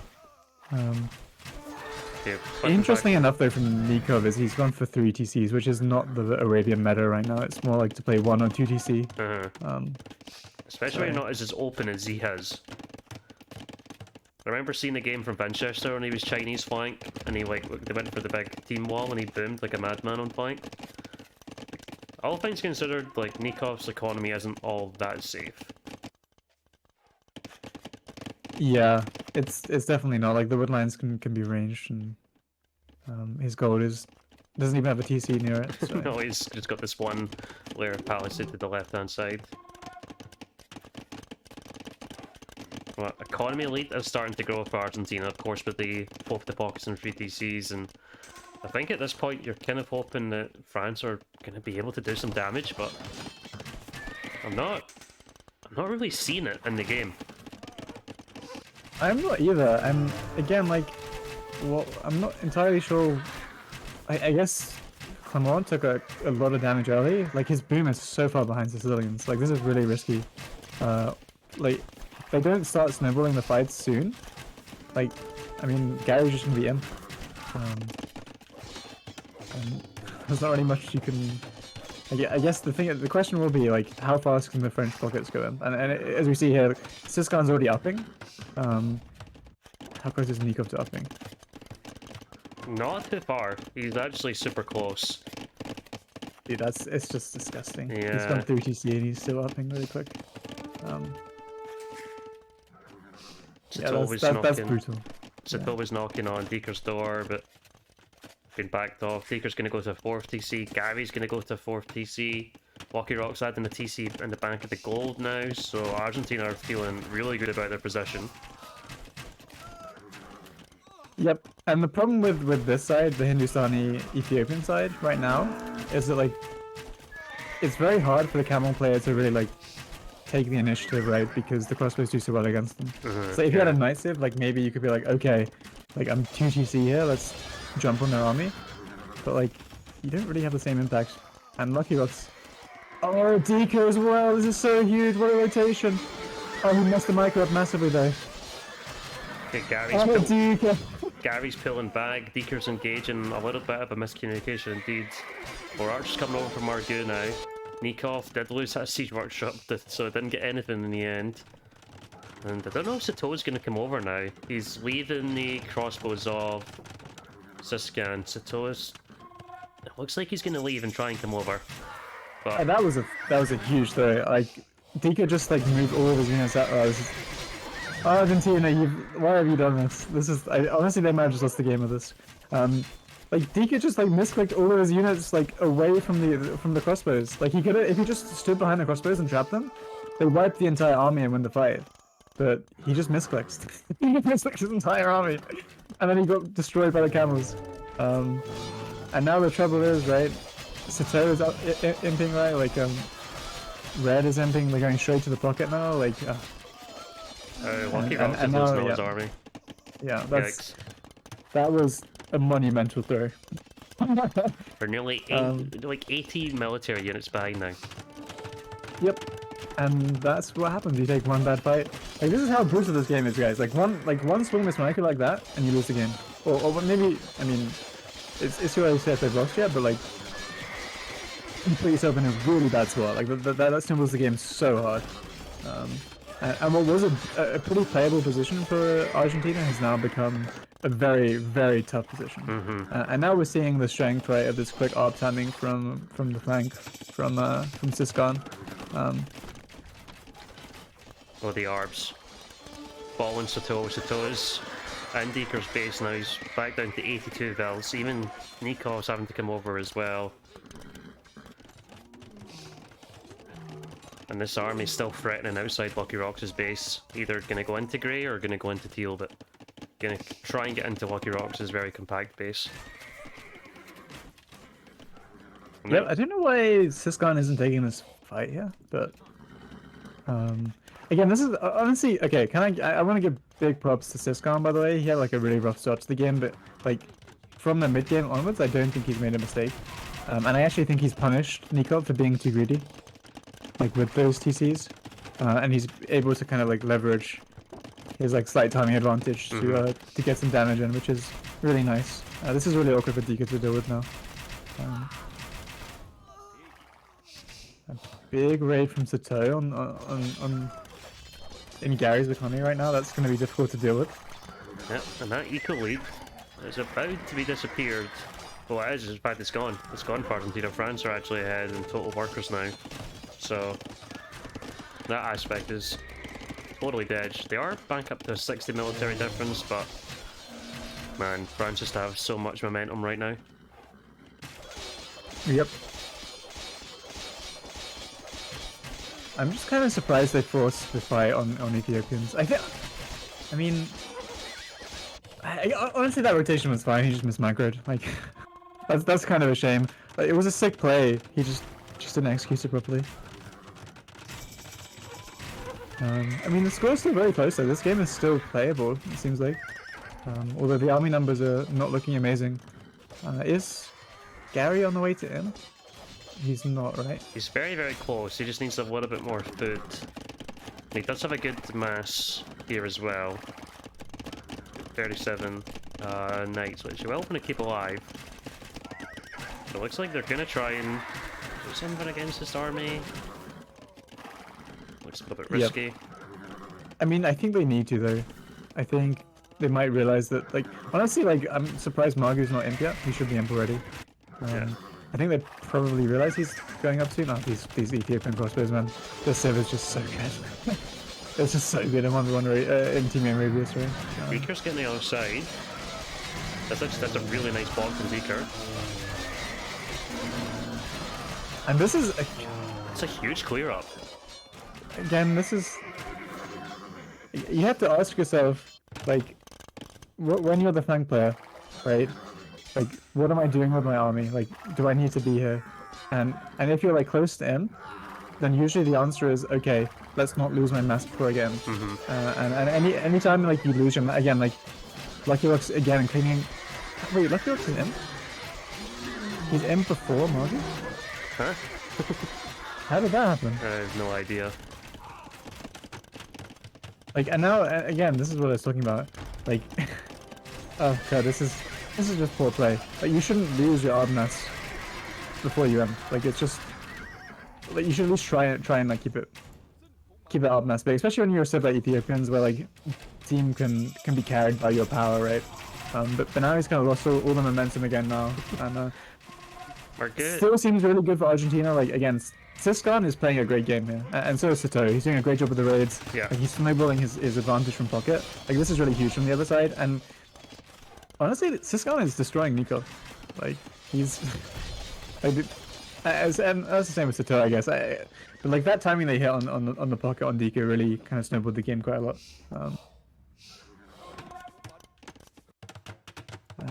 Okay, does have 32 arbs. Ready to go again. He has got half of the amount compared to Lucky Rocks, but he's kind of got two armies in two different places. Kickoff is under a lot of pressure. He still has 43 arbs and 100 bills, but so much of that economy is just idle. He's massing up bomber cans in the meantime. Probably going to try and get one big push against this castle to clear up the position. Yep. But yeah, I just don't see how they hold on this right hand side anymore. I mean, even though Margu lost his army, he's done a great job at remassing. And yeah, there's a lot of camels from Hindustani. I'm not really sure what Gary's. Yeah, I'm kind of disappointed by Gary this game. I think he should have been input a lot sooner. Minute 43, castle trying to get up here. So it's getting smoothed over. Lucky Rock's going to try and come and defend now. It's a Sicilian castle, of course, so it does go up super fast. Yep. Yeah, it's just difficult to see how they can hold now. Like, Lucky Rock's base is getting destroyed. I mean, again, he's only just getting Paladin. Is he? I don't think he's got. Just going with his the unique tech on the Cavalier, way. yeah. I don't think Paul Burke he'll be looking to get. Yeah, and Pamon is able to stabilize, which is fair play to him. He had a really rough start to the game, which wasn't his fault at all. And he's been able to spin back and make a big impact. Yeah, big camel raid in the south. Lots of villagers there from Lucky Rocks. They'll go down by the looks of it. Nico still kind of alive. His bomber cans he did have that go down. Beaker with the Cavalier. Just a lot of arbs there. from Siscan 2.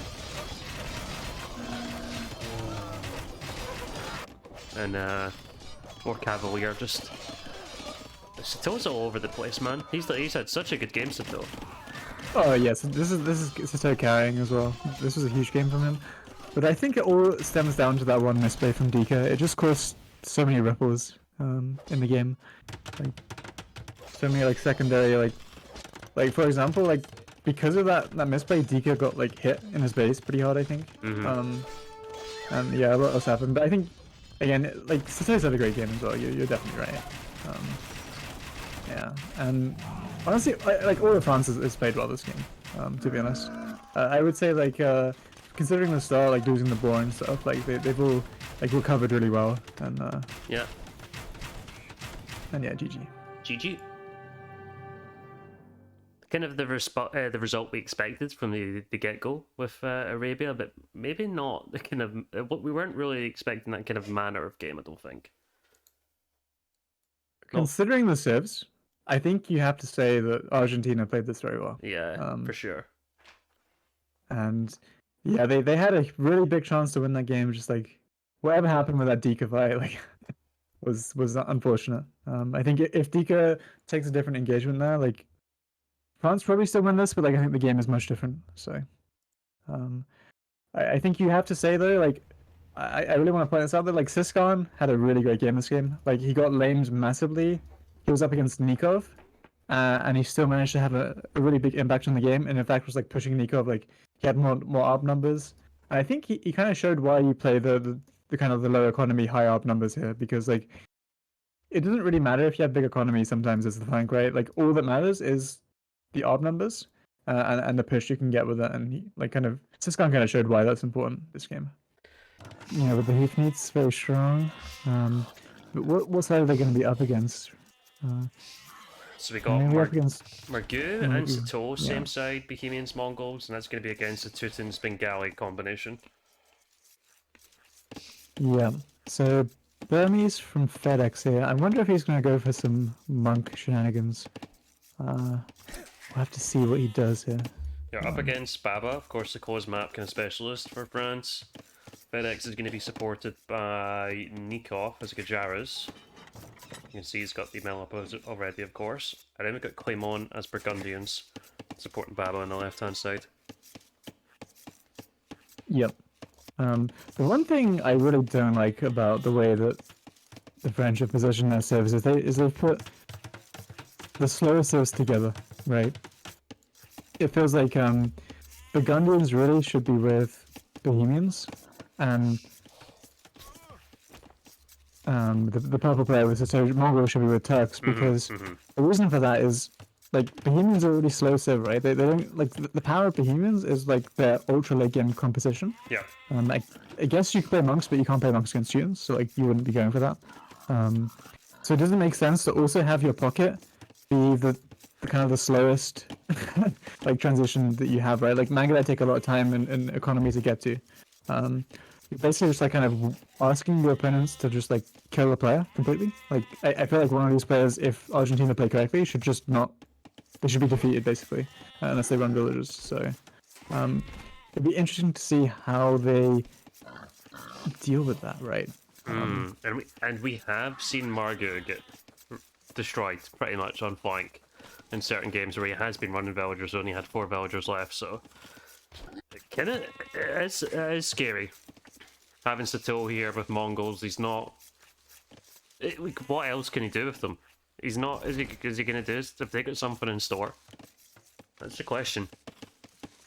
I'm not sure there's anything tricky that you can do with Mongols that I can think of. Not with Bohemians, right? That's the thing. It's very, very odd. So that's what they committed to in the draft, right? Yeah. I guess if you pair them with Turks, the power of Turks is, you know, the transition to what you can do in Castle Age with like a Janny push as well. And it buys a lot of time for the pocket. You could what you'd want, what you'd want to do there is try and hit their pocket right with Turks. Yeah. If you have Mongol pocket. You can get in.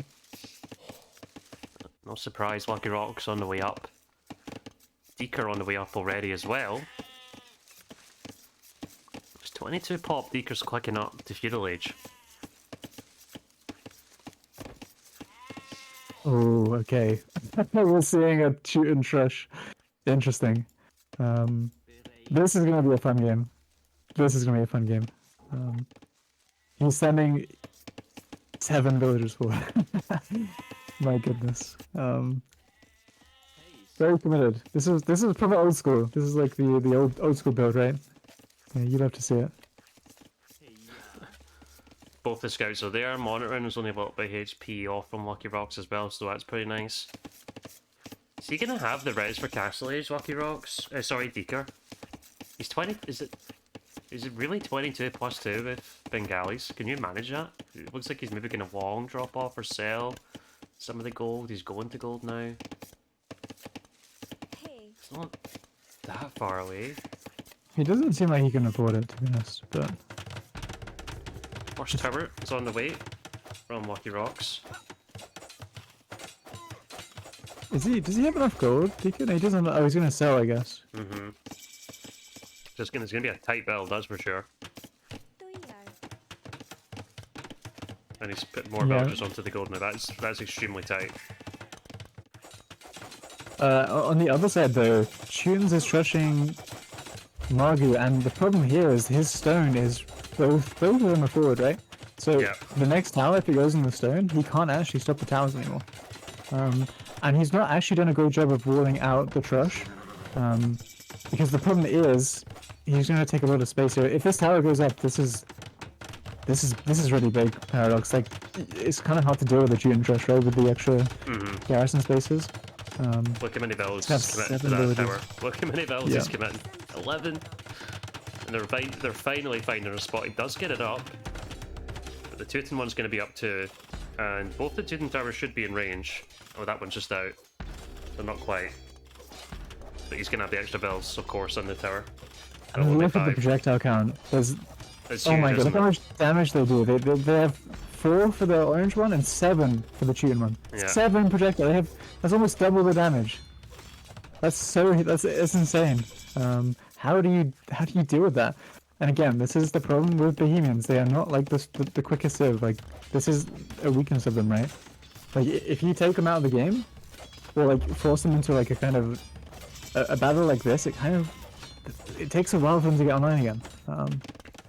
And did Deeker manage to? Okay, so Deeker did actually manage to complete this build. Do you have any idle time with this? Yeah, 23 seconds of battle time, so I think probably not a great build. Yeah. I think 23 plus 2 may have been better. But he is... I mean, yeah. He is going to get the extra... He's going to get the 3 builds at least, and he's going to be up sub 14 minutes. He's going to get that boom going for sure. Yeah, definitely. I just think, like, if you have a village with both of idle time, that's definitely not a good build. But he's onto something, for sure. Well, I think, honestly, if you're playing Arena, you should have clean builds. Like, basically there's very little difference between each gen, so, like, not really an excuse there, but again, it's not really going to change the outcome of the game, so it's not a big deal. It's just, like, nitpicky stuff. Lucky Rocks has sent more builds forward. He, like, 10 villages! Yeah, he sees dinner on a plate here, and he's like, I'm gonna take that stone, there's no way you're gonna get access to it. Yep, but I have to say I don't think 10 villagers is worth it, because I'm looking at the projectiles right now. 10 is 11 villagers. 11 villagers, what on earth? Yeah, so the reason 11 villagers isn't worth it, because he only went from 7 to 10 villagers, he got 1 more projectile, so like, that's not actually that good. Yeah, he's kind of got them split up between 2 towers, and I guess he's just gonna commit even more now to more towers. Interestingly enough, FedEx is going for a castle drop of his own, so is he going for Arambai? I mean, it makes a lot of sense to get in Janissary, right? I'm not sure it does.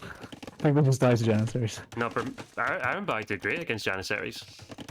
Do they? Yeah, they do good. All you gotta do, as long as you get close, and if they miss their shots, Arambai just wreck them.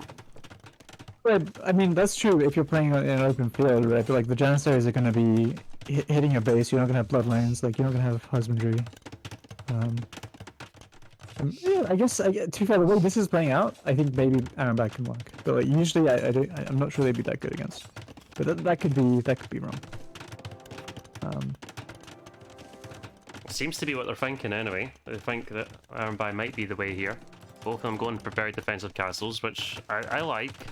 I don't like the naked castle drop at all. Seems very, very risky. I think it's smart decisions for both. And then both the pockets on each side just going to be booming away on 3 TCs. Yep. I guess the question is now, what's the follow-up from like Deco? Does Deco try and just kill Margu here? Because I mean, the question is, you can kill Margu, but then you're also giving Sato more time, like by building a siege workshop and getting a siege elephant out, for example. So that might not be the best play, but at the same time, you are just taking out a player, so that can't be too bad. Let's see. Let's see. Thanks for the gifted, by the way, Hermetica. Tom Snuffles is asking who's the co-caster. It's an absolute shambles that Tom's asking. He must be trolling. Soul2 asked earlier on as well. Who's the coaster? Here is the coaster. That's a good question. Who's the coaster tonight? Okay. Hallis coasters made from now on. It's great merch. Okay, Margu is going to be in Castle Age. He's got villagers moving forward here. He's pretty much just trying to buy the castle, which I guess with Bohemians, you're going to mine that gold so quick. You're gonna absolutely tank the price, and maybe not the best use of your gold, but he is going to be able to clear up the towers eventually with this. Yep. He'll clear up one tower, and it doesn't. I guess he can get fletching and get the next one. But like, it is kind of risky to do this against a cheating player. Why did they not just delete the straggler there and place it there? You know what I'm talking about? The left of the TC. Yeah, I see what you mean. I think maybe he's worried about like Lucky Rock's garrishing all his towers. Yeah. And then, I mean, the difficulty here for Lucky Rocks is he needs to actually get out of this tower, otherwise he's gonna lose a lot of villages. So this was kind of a failure from him, to be honest. Okay, the Iron Buy have 4 kills, by the way, and Babylon has 3 Janissaries. So I'm gonna guess he's killed them. That's a total guess.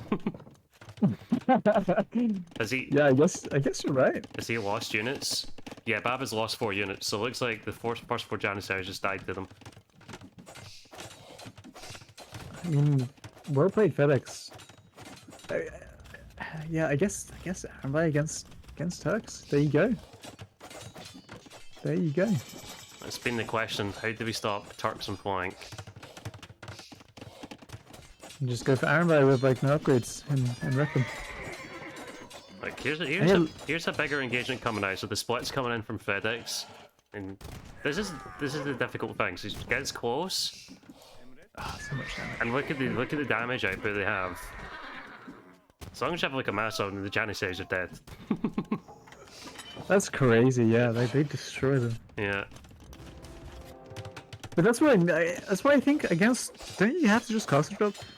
Maybe if you're Turks. But I guess the problem is then like if FedEx builds his own castle in a good spot, you can't actually do any damage. This is looking tricky for France. Deker are going to be in 5 TCs now.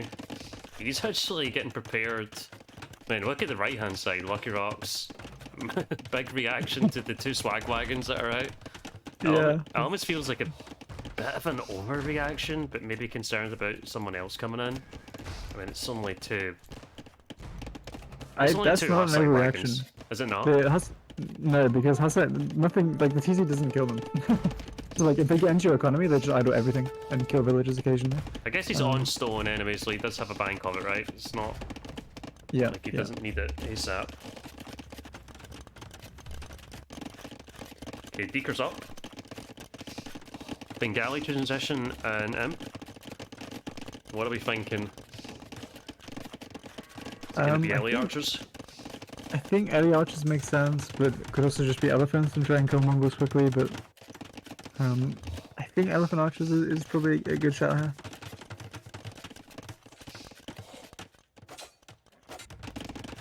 Or even, for whatever reason, FedEx has iron by here. I'm And not like, sure why they're there, but why not? they'll kill them pretty quick. They like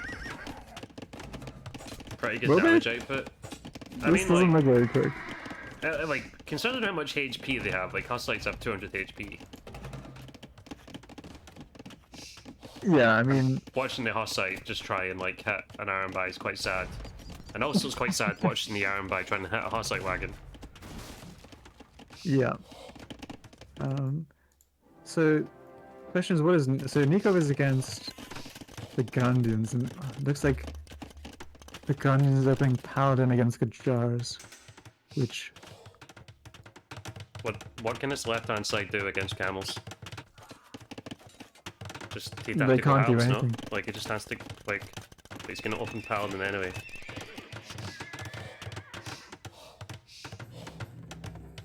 Look at it. But like, yeah, opening Paladin against Gajar though, like, why? Surely that's you don't want to be doing that. Although I'm not an arena expert, but like Paladin into Gajar does not seem like the most Yeah. well thought out move. I don't know. And yes, I mean, at least it's cheaper. It's going to be a cheaper investment. It's probably not going to be a good investment, but they could be spending more resources on it, I guess. I mean, you can see Yeah, but this, it's a cheaper investment, but it's a lot of time and it's a lot of resources. yeah, so. yeah. It's not a good one for sure. And I think Nikov's he's just opening camel. Yep. So, I mean, actually just opening into a counter. That doesn't seem the best. Anyway, it is going to be elephant archers from Dika, and great on him to build that forward castle there. He's going to try and get the pressure on the Mongol player immediately. And that's exactly what you want to be doing. Sato is just trying to delay it in the meantime. He's only microing the one villager though, so he's going to convert that one eventually by the looks of it. Yep. Which means nothing too much lost. I love the position that Argentina are taking over the forward castles and the forward production as well. Yeah, it just means that France are going to be under a lot of pressure very quickly. So it's gonna. I am finding it difficult to see where France or how France are going to hold this. Like as soon as Sato's castles start getting trapped, like the game becomes very hard, I think. Yeah, and Margot is only in 2 TCs. He's only just dropping the third one now, minute 29. Lucky Rocks is on 81 vils. He's booming away in 4 TCs now. He's done a great job. Yeah, it's done a great job, and this is what I'm saying. Like, Bohemians are a good civ, but they're really awkward. It's like you don't want Bohemians to be on fast imp, right? With like 2 TCs, no economy. Like they're a civ that needs a lot of eco. Otherwise, they're just kind of a. I guess they have the gold bonus, like the gold mining upgrades and stone mining upgrades, but otherwise, like that's kind of generic. Okay, forward castle now from Baba. Yep, gonna try and break into FedEx. And he's in He's him. switching into CA. It's gonna take some time. But again, he's also just switching into a unit that Nikov literally counters with 2 units. I don't know what to say, man. Yeah. That doesn't seem. I don't know what else you build though. I guess is the question. Like, what do you build? This Iron by Camel combo is just. And potential skirmishes is just beautiful in this matchup. I mean, yes, but I also like. Don't you have to open like half bank cannon if you come on? I'm not counting. I think opening help makes way more sense for Kimon, but that's not what he's done. It's not what he's done, and yeah, I mean, He's got help. goodbye to Barbaziko, I guess. He's got no help switch on the way by the looks of it either. He's actually doubling down, adding more stables. And Frontier Guards is already in for Nikov. I mean, I'm gonna be honest. The paladins are useless. They don't do anything. They're just like essentially a way to just like get all your gold and set it on fire. Like it's just it's true. Like they don't achieve anything. It's yeah. It's. I mean, I guess I think you have to give props to Argentina, honestly, for this because I think that they've picked civs and they've played a strategy that makes the unit choice for France just very difficult. Like the way they dealt with the Turk Janissaries was really nice, and basically because the Janissaries did nothing and actually just slowed down Bava, it means like they don't really have a comp to deal with these units right now. Yeah, and Nikov's even contributing over the right hand side with camels. The Yelly archers, 300 HP on them. They're up to elite. Onager on the way from Lucky Rocks now as well, so he's just gonna go help Siege. It's looking pretty damn good for Argentina to say the least. Yep, this is just better saves, better strategy from Argentina. The one thing I would say is that they've not really been able to push Mongol as much as you probably would like. It seems that like Sato managed to kill the castles with siege runs of Bengalis, but then if you look at Sato's massive units, he's got nothing. He's got 11. 11. Yeah, I'm trying to make a switch into Onager now. Which is all well and good, but you already have Teutons with a big boom already getting on Onager. And even Onagers aren't actually that good against 11 archers, right? You need like... Not when you have 54 of them, like, that is just a fuck ton of Valley archers and more coming over with forward production as well.